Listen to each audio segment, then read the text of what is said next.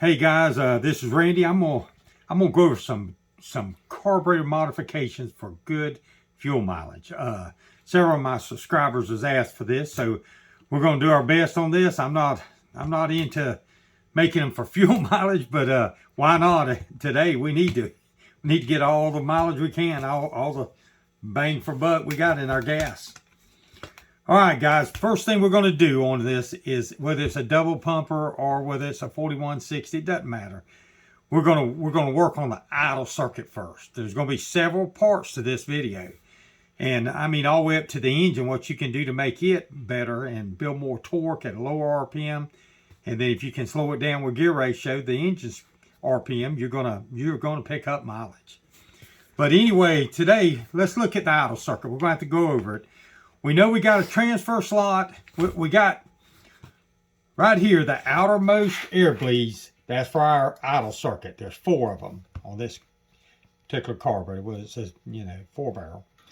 All right, and it comes from right here, this outboard air bleed comes down, right on straight down to the transfer slot. Don't worry about this. The only thing we're worried about right now is this one right here. Air comes in here, emulsifies it, draws fuel over.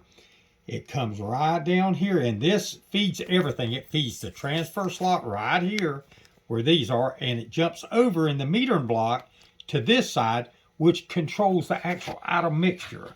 So here's the transfer slot here, and here's the transfer slot here. Now it's catching air here, it's catching fuel here, and it's being drawn down here because vacuum's coming out of this hole being applied up here. So it's drawing air and fuel here down to the actual transfer slot. Here's the idle circuit. And this mixture screw, is what's controlling how much fuel transfers from the transfer slot to the actual idle circuit. So the transfer slot's feeding both. It feeds your transfer slot and your idle circuit. And let me show you where this is now on the throttle body. Okay, cameraman, can you see that? I'm gonna try to get this. Let me get it, see if I can get it. All right. Here's the idle circuit. So that's what the mixture screws on the meter block is going to control. The fuel comes down to this transfer slot, and then it's just going to jump across to the idle circuit. It does it up here on the main metering block, right up here. It jumps across. All right, now we got the main idle circuit here, the transfer slot here, and they're all being fed by the same fuel restrictor. So if we close up, we drill us a hole, let's say in this throttle body, and we're able to close up that transfer slot right here more. So the more we close that, if we get it where we can close it, we don't want the throttle to stick, but if you get it where it's just barely there, that means most of the fuel is going to be actually transferred to this idle circuit. So then we can adjust our idle circuit by the mixture screws, and hardly nothing to be bypassing it through the transfer slot. At this point, we're at idle speed. And then as the lower we get that, the transfer slot there, which just barely cracked, that gives us more transfer slot area to work, and we can actually richen this circuit up if we need to, because we're only using the idle circuit. Mostly everything that's coming out here for the idle mixture is going to come out the idle hole, and the rest of it is going to be just sitting there waiting for you to open the throttle to open the transfer slot. So being we got more fuel mixture, if we need a bigger fuel restrictor, we could run it, close up that transfer slot, and then it's all going to go to the idle mixture screw. Then when we open the throttle, if we need more fuel, it'll have more fuel at low speed, like running 45, 55 mile an hour. You're gonna be on the transfer slot most of it. If you do this thing right, you're gonna be using mostly your transfer slot right there, because that's probably 2,000 RPMs. You can run down the road pretty good speed at that and be running on nothing but your transfer slot.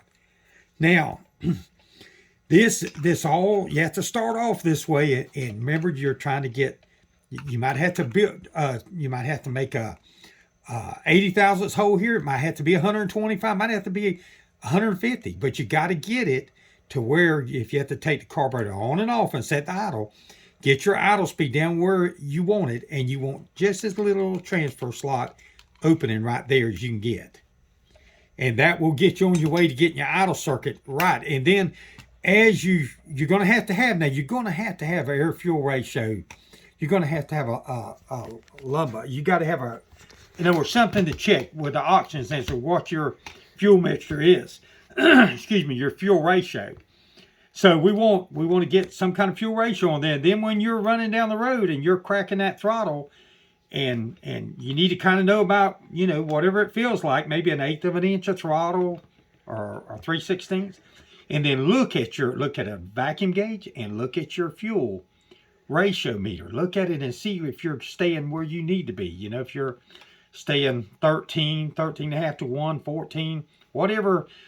You just have to keep leaning until you probably get into a little surge, and then you have to back up. But I don't know exactly how much idle fuel restrictor you need. I'd start off with maybe a 35 thousandths idle fuel restrictor and maybe a 65 on the idle air bleed up here in the actual venturi. You need one that has screw in. Everything needs to be screw in, replaceable air bleeds. You need to have the fuel restrictor on most of them go right here. Now the old ones had just a press in restrictor here, but I used to take these out, drill them out, and then I'd tap these and put me a screw in air fuel restrictor. But it's best to start off with a carburetor that just has, adjustable emulsion, adjustable idle fuel control, your power valve circuit restrictors. If it has all that in it to start with, it'll just make it so much easier to be able to tune this thing. Now, let's see, you're going to have to play with, like I say, the fuel restrictor. I'd start off with 35 and maybe a 60 here. Start off with a 65, maybe a 70. The air bleed is there mainly to help emulsify and to create fuel where the fuel starts flowing. In other words, how much flows. The bigger it is, the less fuel is going to flow. The smaller, the more. So you have to kind of look at it that way, and you have to keep playing with it. You don't want to go too far with your air restrictor.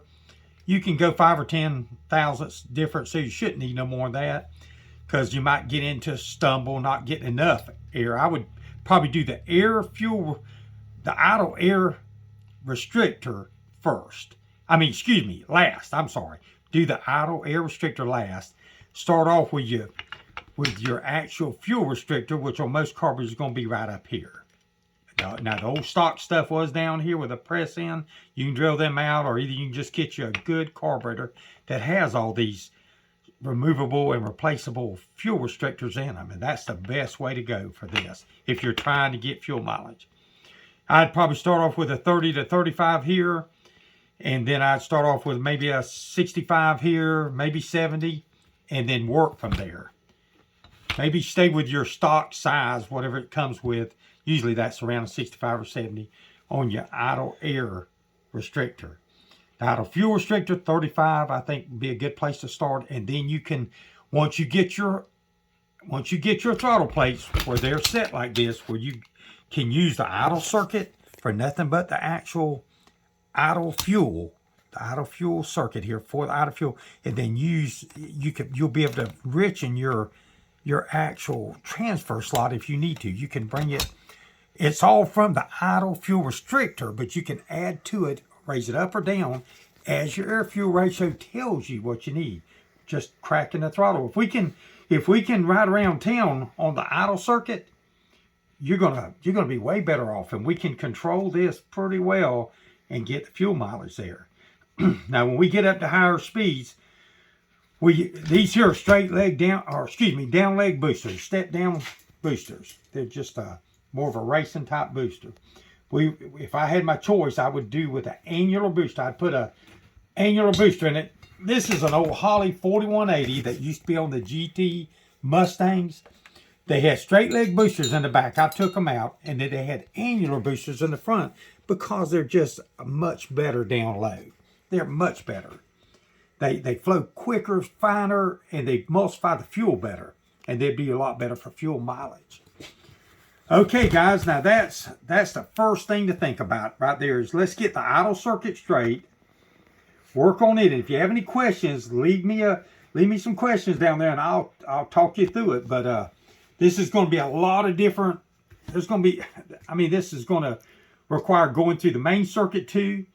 And which carburetor you want, like a spread bore, little Holley 650 spread bore, even an old Quadrajet or anything that's that type of spread bore carburetor. It's got real small front barrels and a large rear, or if you just want to run like a little 450 CFM Holley, that'll be fine on up to like a 350 engine where we're going to build this.